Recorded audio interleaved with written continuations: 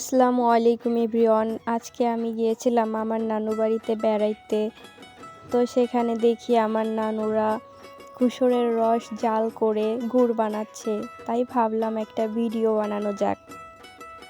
এখন যেহেতু শীতকাল, সন্ধ্যার সময় এখানে রস জাল দেওয়া হচ্ছিল, এজন্য আমি আগুনের কাছে এসে বসেছিলাম আর কুসুরের রস জাল দেওয়া দেখছিলাম। আপনারা দেখছেন কত বড় একটা কড়াই, পুরো এই কড়াই ভরা রস ছিল। এখন দেখুন রসের কালারটা অনেকটাই গুড়ের কালারের মতো হয়ে এসেছে। দুই পাশ থেকে জাল দেওয়া হচ্ছিল ও নাড়া হচ্ছিল। এখন শুধু নাড়তে হবে, আমিও একটু নেড়ে দেখছিলাম। এখন একদম চারপাশে গুড়ের ঘ্রাণ মোমো করছিল। আমার নানুদের ক্ষেতে কুসুর ছিল, সেগুলো কেটে রস করে এগুলো বানানো হচ্ছে। ওনারা প্রত্যেক বছর এভাবে গুড় বানিয়ে সারা বছর এগুলো খায়।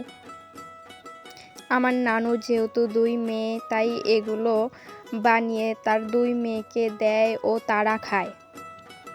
আগে আমার নানুরা প্রতি বছর খেজুরের রস দিয়ে গুড়, পাটালি এসব বানাতো, তাই তাদের অভিজ্ঞতা আছে দেখে কুসুরের রস দিয়ে গুড় বানাচ্ছে। গুড়টা দেখুন তাক আসা পর্যন্ত অনবরত নাড়া হচ্ছে।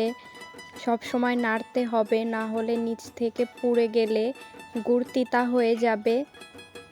এটা নাড়তে নাড়তে হাত ব্যথা হয়ে যায়, এজন্য একবার একজন নাড়ছিল, একবার আমার নানু, একবার আমার ভাবি নেড়ে নিচ্ছিল।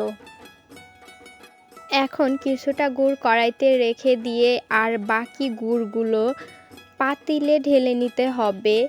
তারপর কড়াইতে থাকা গুড়টা নেড়ে নেড়ে জমাট বাঁধাতে হবে। এই গুড়টা নেড়ে একটা বীজ তৈরি করা হয়। তারপর এই গুড়টা পাতিলের গুড়ের ভিতর দিয়ে দেওয়া হয়েছে যেন পুরো গুড়টা দানা বাঁধে। দেখুন আমাদের 1 পাতিল গুড় হয়েছিল। পাতিলটা অনেক বড়, এজন্য বোঝা যাচ্ছে না ভিডিওতে। গুড়টা কিছুদিন ঘরে রাখার পরে দানা পড়ে। এটা তার পরের দিন সকালকার ভিডিও। আমি একটু রুটি দিয়ে খেয়ে দেখছিলাম গুড়টা কেমন হয়েছে। আজকে এই পর্যন্তই। ধন্যবাদ সবাইকে। আল্লাহ হাফেজ।